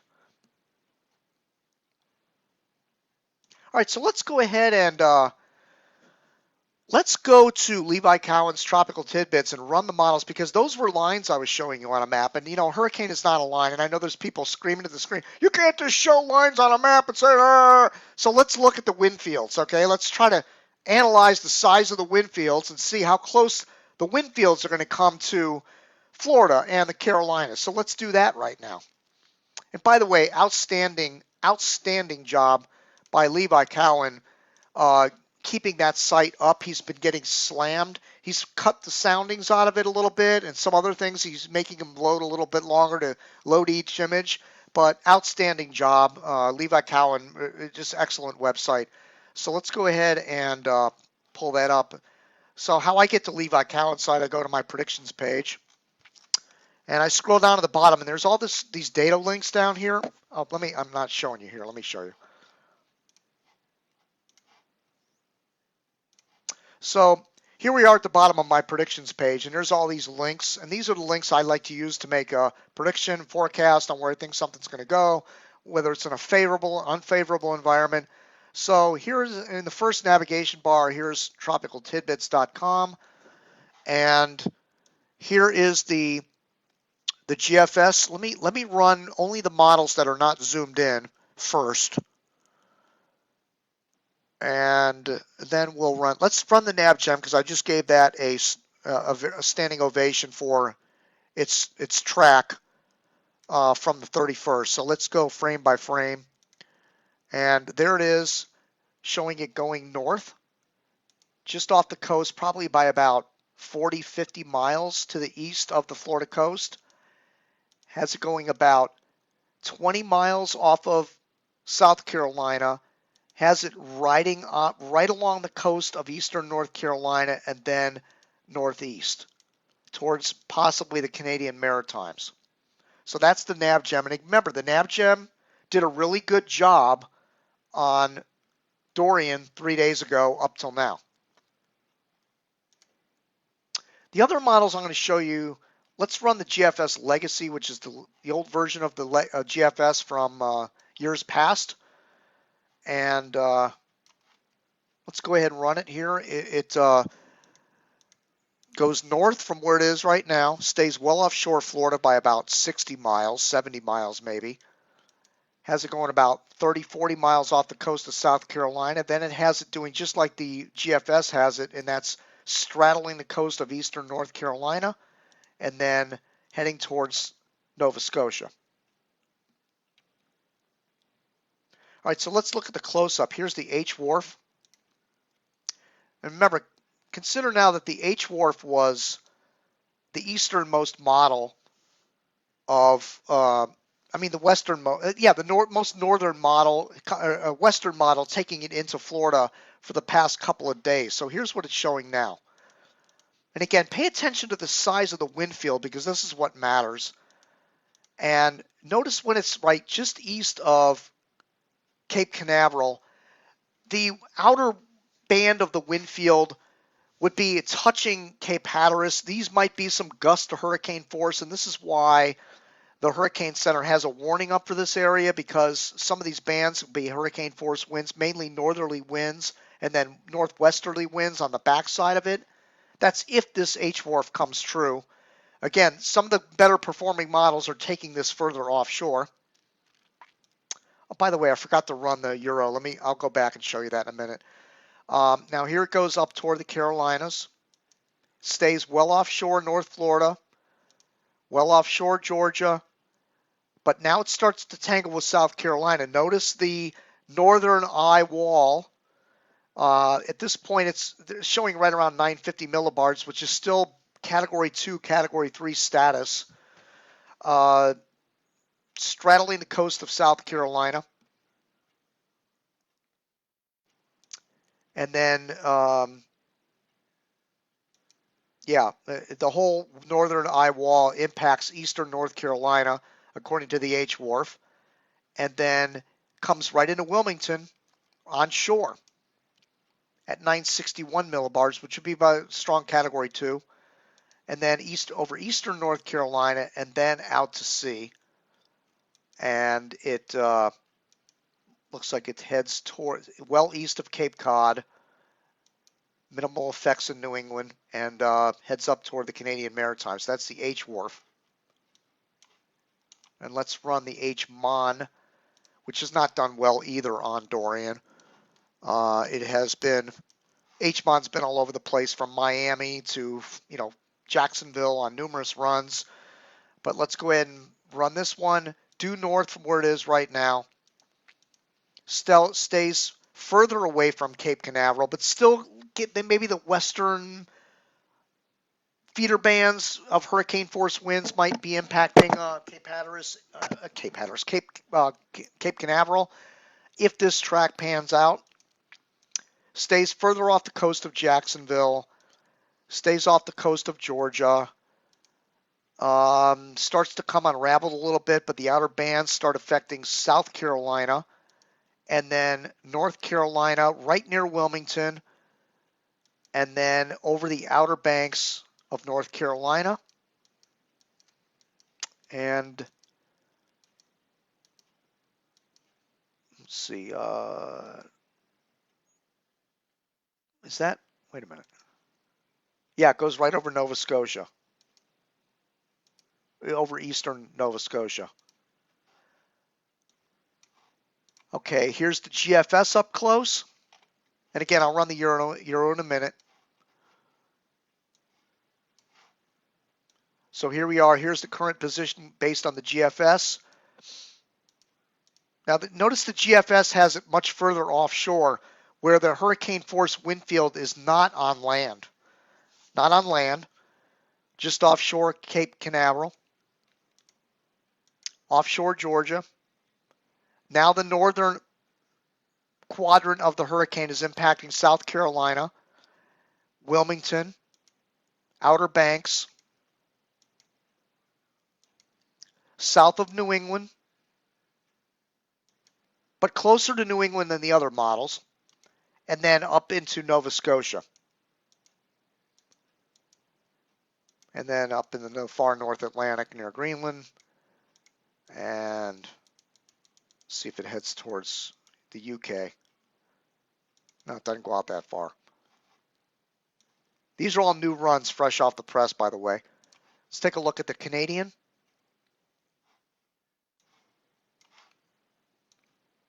Okay, here we are, where it's current position. Run the system, goes north. Gets pretty close. Again, the Canadian has been the lefternmost biased on this system. It has it wanting to go into Florida. This has it really close to Cape Canaveral if this were to pan out. But the problem is it's saying 982 millibars, which would be Category 1 status. I don't know if it's still going to be that weak when it gets up there. I still think this thing could be major, or at least a strong Cat 2 by the time it gets up there. I don't think it'll be Category 1 necessarily, but that's what this model is showing. Offshore North Florida, offshore Georgia. Northern eye wall impacts South Carolina, Wilmington, Outer Banks, and then up into Nova Scotia and Newfoundland. All right, so let's go back and look at the Euro. I like to use the 850 millibar charts on the Euro. So let's run that. Again, this is the model you really want to put all your thoughts into. It's really the best of all the models, year in and year out. So here it was showing the potential hit. It nailed it going into Abaco, Grand Bahama. Now here's where it's kind of screwed up because it had it going to the west end Grand Bahama, and that hasn't happened, at least as of this point. Then it has it going just offshore of Cape Canaveral, pretty close. And then well east of Georgia and North Florida. Then it has the northern eye wall clipping South Carolina and eastern North Carolina, and then up into the Canadian Maritimes. So that's pretty close. The Euro has shifted a little bit to the west on this run, and it has it very near, just offshore, probably by 20 miles, maybe 30 miles east of Cape Canaveral. So that area there in central Florida could end up getting the highest winds from this hurricane in the States. And then beyond that, I think it's going to be the glancing blow show, although, it's going to be close, like to the Carolinas. So, but it'll be much weaker by the time it gets up there. But it's calling for 960 millibars when it's near Cape Canaveral, which is, solid Cat 2, maybe even Cat 3, low end Cat 3. So some of these winds could probably be, and again, I was up in this area for Matthew, which had Category 3 winds, around 130 miles an hour, 125, 120. I'm not sure exactly what the winds were when it was right off the coast when I was up there, but I had winds around 70, 80 miles an hour sustained, maybe some gusts to 90 from the west and northwest, and I think they're going to get the same thing from this. It's going to be a duplicate basically of Hurricane Matthew, except maybe a little bit less. I think the water rise might be more of an issue. It's going to be very interesting to watch what happens up in North Florida if this track were to pan out. But again, I'm going to check this in the morning, and I suggest you all do. Check that Euro model in the morning and see if it goes back to the right or if it stays where it is. If it stays where it is, then maybe North Florida and Central Florida get more winds out of this than what was originally anticipated. We're going to have to see if that GFS bends back to that way of thinking as well. But either way, it doesn't have the eye coming on shore, though. And let's take a look at the NAM, 32-kilometer NAM, and let's bring this back. And there was the NAM having it going into Great Abaco, Grand Bahama, stalling it out, but has it going a little bit west and southwest. Then has it going drifting north slowly, well off of Cape Canaveral, well off of Georgia, South Carolina. Then it closes the gap on North Carolina up here around 960 millibars. Again, high-end Cat 2, low-end Cat 3, near the Outer Banks. And that's as far as it goes out, 84 hours on the NAM. One other model I want to show you that I like to look at is the UK Met model. And what you do is click on the FSU cyclone phase, and then I click on the number 1 icon for Dorian, and there it is. The UK Met has it straddling off the coast of Florida and hitting eastern North Carolina, and it has it 950 millibars. So we'll see if that track pans out as well. And then it has it going into the Nova Scotia area. So that's it. Let's see if there's anything else I want to show you here. By the way, let me take a look at the radar, because we have some bands coming in here, some pretty good bands. Nope. Yeah, we're getting winds right now. I just had a gust of 39 with these bands coming in right now. Again, I'm the blue dot right there. I don't know if you can see it. Hopefully you can. Here's my location right here. And again, I'm not too far from the center of this hurricane. In fact, if you measure, I can use this measuring tool, which is kind of neat. I'm about 104 miles from the center, about 105 miles away, and I'm exactly 60 miles away from the wall of hurricane force winds, and I am about 80 miles away from the core eye wall. So it's very close. I mean, this is about as close as you ever want to be to what was a Category 5 earlier today. Anything closer, you'd have some pretty serious effects. So we got about as close as you can get without really, here in South Florida, things will be back to normal by Wednesday, Thursday. People will be making their plans and going back to their normal routines.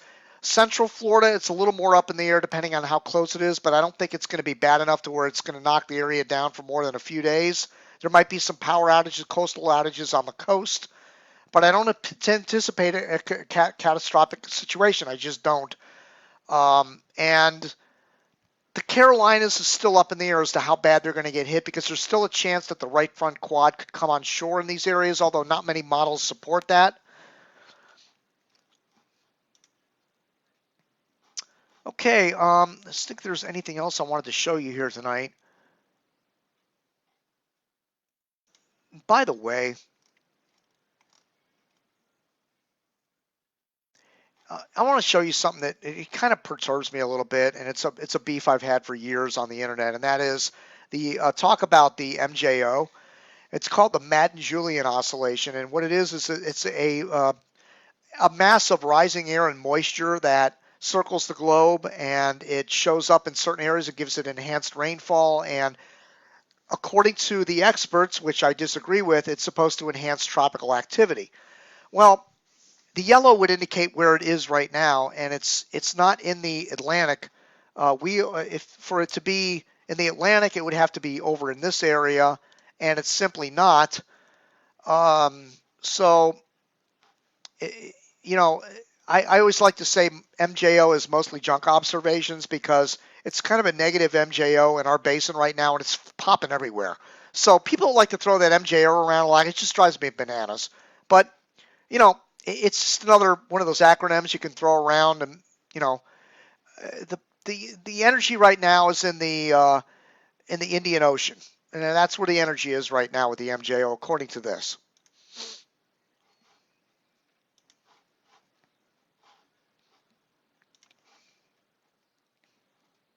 Let me see what the African dust is doing real quick.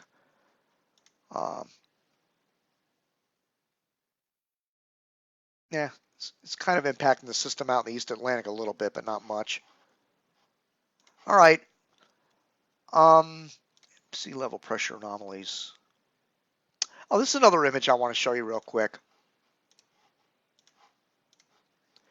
This is the sea level pressure anomalies map from NOAA.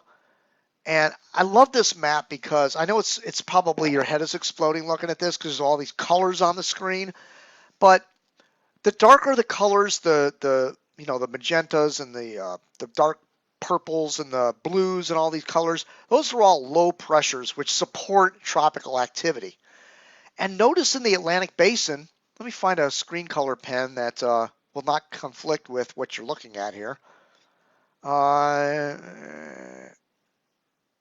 Let's use green because it doesn't seem like there's very much green on there. Okay, so look at the Atlantic over here. This is the Atlantic Basin. Look at this swath right here. And that's all favorable lowering of pressures in the Atlantic Basin. And that's where all three of our systems are right now. We got the one in the Gulf, we got the one off the coast of Florida, and we've got the one near Bermuda out here. So they're all in this lower pressure anomaly environment for development. On the other hand, when you look at the tropical Atlantic, it's above normal pressures out here. And part of the reason for that is all the dry African dust coming off Africa is still prevalent out there, not as bad as it was a few weeks ago, but it's still there, and it takes the pressures time to drop. The more moisture you put into the atmosphere, the more the pressures fall. And so the Atlantic has been pretty dry this year. So it's taking time for these pressures to fall. But the thing about it is the East Atlantic hurricane season out in here, is it's gonna end probably in like the first week of October. Like that's the cutoff point. So we only have about 3 weeks, maybe. I'm forgetting. It's only early September. All right. I'm already ahead of myself. I'm thinking it's middle of September. It feels like it's the middle of September. Well, it's got about a month of more activity out here in the East Atlantic. But not only that, but the sea surface temperature anomalies are below normal out there as well because of a lack of rainfall. I mean, the suppressing air and the temperatures are just not rising out there like they normally would in the East Atlantic. So it's not a real favorable environment in the East Atlantic. So we might be good for maybe 2 or 3 systems out there, maybe over the next 3 weeks. But we're up to the E named storm, which has already happened. So F, G, and H could potentially develop, maybe in the East Atlantic if one of these other systems doesn't develop. And that's going to be about it for out here when we get into October. And then we're going to have to focus everything back in where the lower pressures are over here. So just something to keep an eye on. I like to keep an eye on this map for the future, just to kind of see where potential development can occur. And it panned out, as I say, stated where the lower pressures are. That's where we're having all this activity right now. In fact, the reason Dorian struggled so much over in here is because of the high pressure environment and the unfavorable conditions. And then as soon as it got out of that yellow and green zone, it started blowing up. It took off. That's why I was, kind of debating about the system developing in the Caribbean, because the conditions just weren't really that favorable. And sure enough, as soon as it got past Puerto Rico, boy, it just really took off.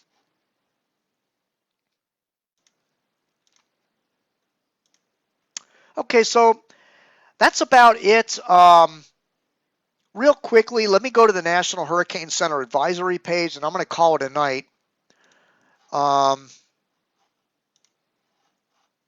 the way, when you want to go to the National Hurricane Center, right on the front page of hurricanecity.com front page, there's a link right at the top, National Hurricane Center. And let's go to the graphics because, first of all, let me show you the wind pressure. The wind history, rather. And here it is. Here is the wind history since the beginning. As you can see, it came through Barbados as a tropical storm, St. Lucia, and Martinique. And it's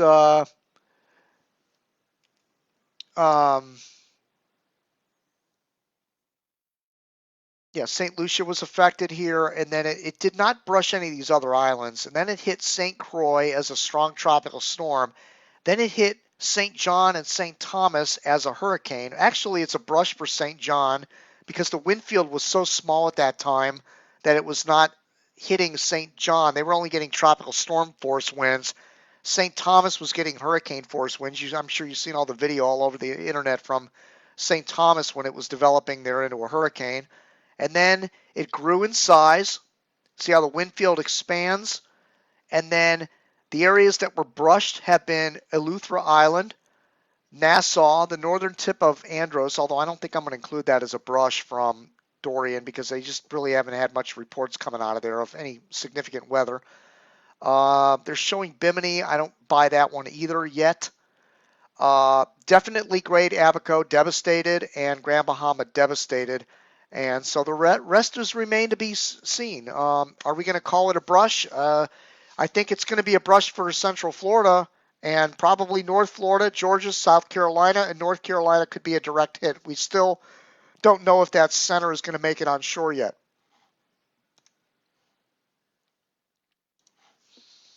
And here we go with the wind speed probabilities of tropical storm force winds.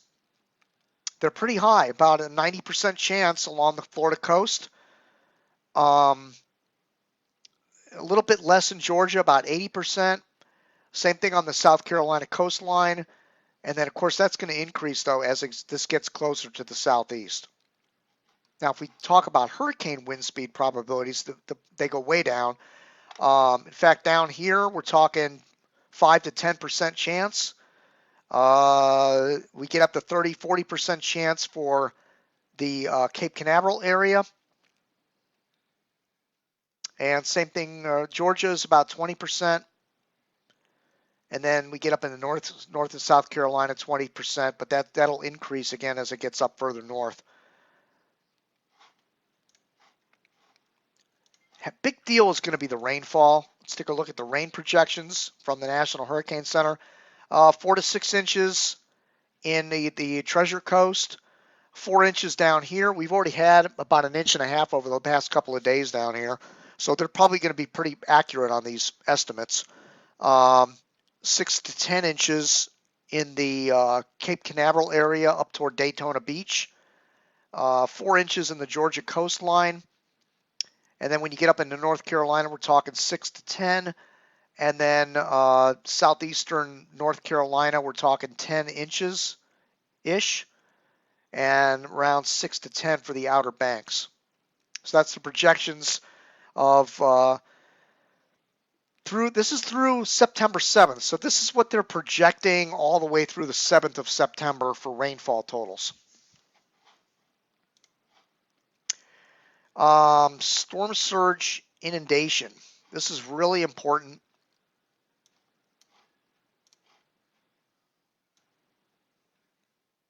So let's zoom it in. As it says at the top, the graphic depicts the potential storm surge flooding risk from the issuance time through the next 3 days. Okay, so if you get really close in on the coast here, and let's look at the Cape Canaveral area, because it looks like it's going to pass the closest to Cape Canaveral. We're talking storm surge maybe 1 foot above ground level. Then when you get up into Palm Coast, it's up to 3 feet. Because of some of the inland coastal waters and some of these canals going inland, it could get up to 3 feet there. St. Johns River up in North Florida, 3 feet. And then when you get in the North Florida coastline, you see up to 3 feet potential storm surge. And then we get up into Jacksonville, 3 feet right along the coast, 1 foot elsewhere. And here's Fernandina Beach, 3 foot expected up in that area along the coast. Then we get up into Georgia, 3 feet potential. Sea Island, Georgia, 3 feet. And again, this is subject to change, but that's the way it looks right now. Get up into South Carolina, we're talking 1 foot.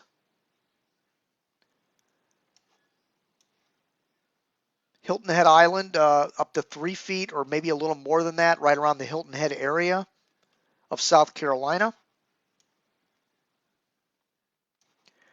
Then we get to Edisto Beach, talking about 1 foot.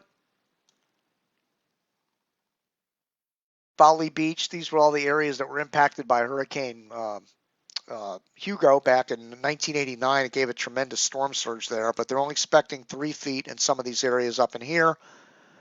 We get north of Charleston, and again in and around the Charleston area, we're talking 1 to 3 feet, generally speaking. And same thing all the way up the coast, basically up to 3 feet, the way it stands right now. Then we get up into Georgetown area, again, some of the coastal areas, maybe up to 5-6 feet in some of these isolated areas. Notice when you zoom in, some of these, there's a little bit of oranges in here, so we have some low-lying areas in the Georgetown area.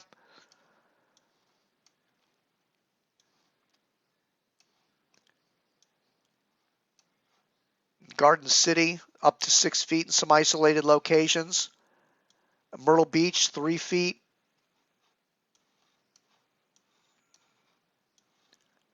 Again, 1 to 3 feet, Sunset Beach. And then we get into North Carolina. And here's getting into the Wilmington area. And we got 3 feet all around here. Curry Beach, 3 feet.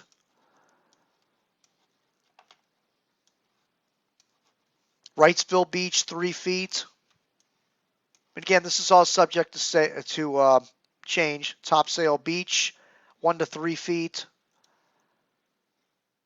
North Topsail, 1 to 3 feet.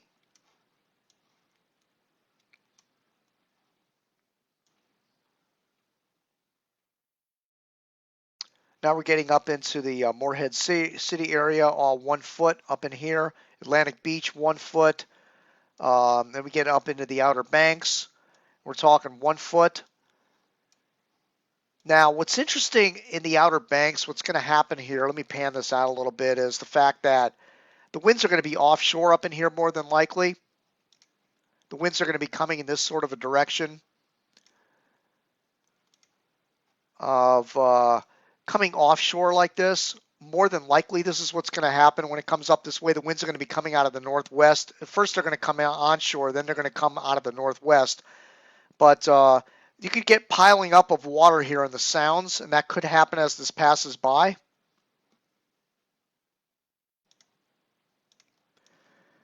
But basically, we're talking 1 to 3 feet in the Outer Banks from the system. Then we get up into the that's where it stops, up in the North Carolina area. They don't even have it for Virginia Beach because the thinking is this is going to sling off out into the ocean.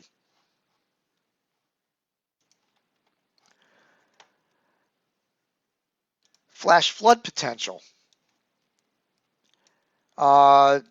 Slight chance of sudden heavy downpours where it floods the roads real quickly. It could cause roads to become rivers, that sort of thing. It's 10% chance all the way up the Florida coast. It gets get a little higher up there when you get into Georgia and South Carolina. 20% chance of flash flooding. All right, so let me go ahead and wrap things up tonight. I hope I showed you everything that I could possibly show you. I ran every single model. The far majority of them keep this eye of the system off the coast. Now, the the European model rather, have shifted a little bit to the left. It's been the most accurate model, so there's a good chance this could come close enough to the Florida coast where they could get the backside northerly winds of hurricane force winds as it scrapes along the east coast and then starts to move up toward the Carolinas. So that's the thinking right now. We'll see if the GFS shifts left tomorrow. Then the GFS runs 4 times a day. The Euro only runs twice. So we get the Euro in the morning and then we get the Euro at night. And we get the GFS 4 times throughout the day. So we'll get a lot of different variations of the GFS tomorrow. But the Canadian, terrible model. GFS is okay. The Euro, excellent. The UK Met, excellent. And the NavGem has done very good the past several days. So those are the 3 models to keep an eye on. We'll see if it follows those models or if it wants to go closer to the coast like the Canadian. It remains to be seen. So we'll see if there's a model shift tomorrow. Anyways, I'm not a praying man, but I would suggest if you are, pray for the people of the Bahamas because they're going to need all the help they can get. And like I said to you people in Florida, when this is all said and done, and I'm highly convinced of this is not going to be catastrophic for Florida. Take the money that you would have put to have your house repaired and send it to the Bahamas. Not all that money, of course. I mean, you're lucky you didn't have to spend the money, but just take a portion of it, 10% of the money. Say you were going to spend $5,000 or $50,000. Give them 1%, 2%, 5%, whatever you can afford. Send it to the Bahamas. And what would it cost you to get your house fixed? The cost of your insurance deductible. Maybe half of what your deductible costs, or maybe even a quarter of what your deductible would have cost.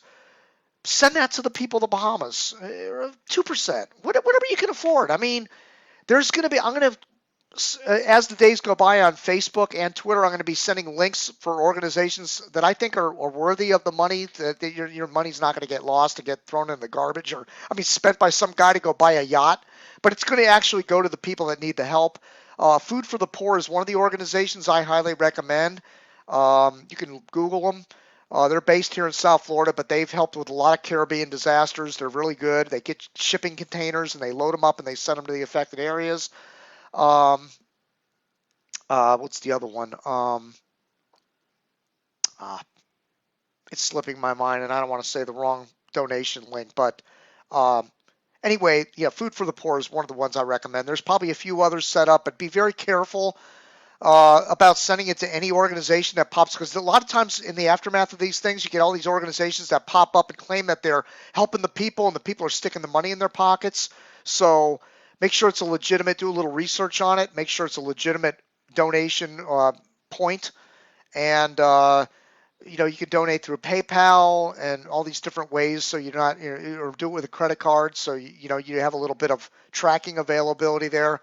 I'm sure there's going to be donation centers that pop up all over South Florida that are going to want clothing and food and whatever you can donate that they can ship over to the Bahamas. It'll be much appreciated. But cash is really the best way to go. That's going to get the most bang for the buck because they don't know exactly what they need yet.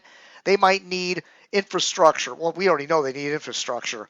But it might be water. It might be a lot of people might have lost their clothes. Look at the houses we saw. I mean, they're destroyed. The water pours in. Everything they own is destroyed. So they really need your help in the Bahamas. And the money that you save from not having to rebuild your house because you didn't get the core of this hurricane in Florida, you really need to take a little bit of that money and send it over to the Bahamas. That's my recommendation. All right. I'll be back here tomorrow night, 8 p.m. I'll be maybe at times streaming live tomorrow afternoon. If there's any new information coming in out of the Bahamas, I might stream it simply for the archive purposes. And tweeting, of course, and Facebooking the images and pictures and information I'm getting passed along. So that's it. It's almost 10 o'clock. I'm going to go to bed. Like I said, I've been tossing and turning the last several nights. I'm just so nervous about where this hurricane is going and the people it's going to be impacted by it. So, I take these things. When I was said I was going to cut back on Hurricane City, it really hits me in the heart because I put my heart and soul into this when I can. And sometimes I'm so overwhelmed with my business that I can't put the time in that I would like. And I see other guys getting huge donations, and I'm thinking, what am I, chopped liver? Like I haven't. For 20 years, I've been covering these things, and I've been doing these shows and providing information for people. You might not might not like me. I'm opinionated. I'm, a little edgy. I think I know it all and all this. All I'm doing is passing along the data that's available and calculating and giving you statistics. And you could pay attention to your local news. It's the best thing to do. But also keep in mind, it's a cottage industry of fear mongering. So try to balance it out. Go, okay, this is what the Hurricane Center says. This is what the local forecast office says. This is what my local station is saying. And this is what Twitter is saying and all the hysteria that's on Twitter. Try to balance it all out and just realize where you live, what your localized threat is to your area. If you're not in a flood zone and your house is sturdy or not in a mobile home or something, you're probably going to be fine in this hurricane. It's not going to be like the Bahamas. It's just not. What you saw coming out of the Bahamas today is something that you never want to have happen to your community. But if you live in the hurricane zone, it's possible. Any given hurricane season, look, we've had 5 years in a row. Let's see, 16, 17, 18, 19. 4 years in a row we've had Category 5 hurricanes in the basin. I don't recall having seen anything like this since I've been tracking. So is this a trend? Are we going to see Category 5s every single year? Threatening land? It's really scary to think about that. And we've seen what they can do now. We've seen it. We saw it with Irma in Barbuda, where it wiped the whole entire island out. We saw it with Great Abaco today. We saw it with Hurricane Maria when it hit Dominica and destroyed the island. We saw it. Of course, it was a Cat 4 in Puerto Rico, but almost a Category 5.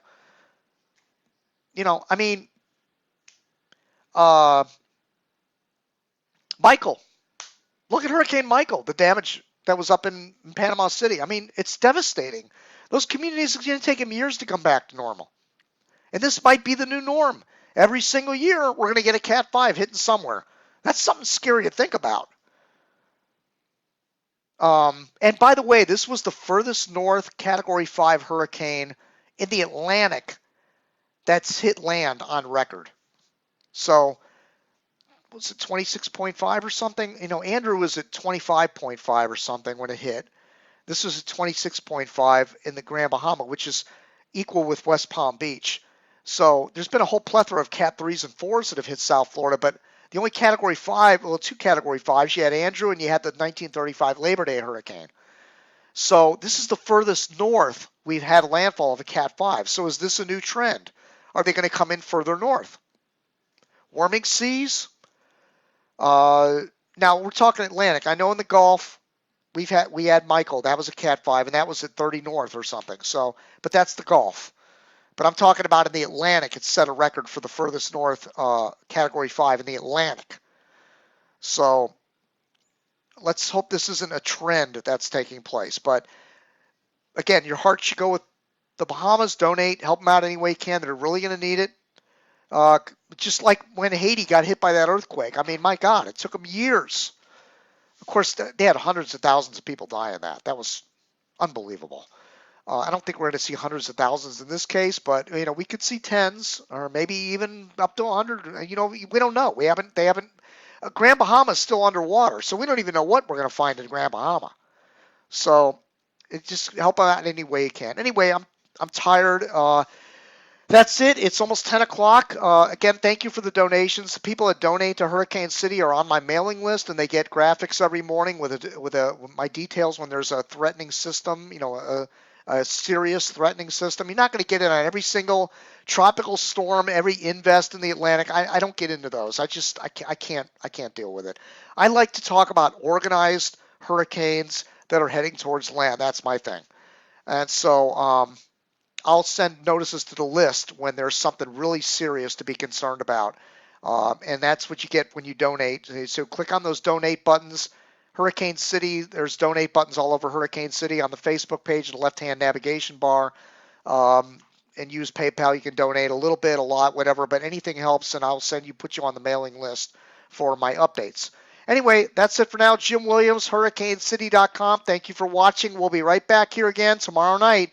We'll know a lot more then. Are we going to have a hurricane for the southeast, the glancing blow show, or is it going to stay far enough offshore where it's not even going to be the glancing blow show? A lot to be calculated yet. So that's it. Good night, everybody. Thanks for watching.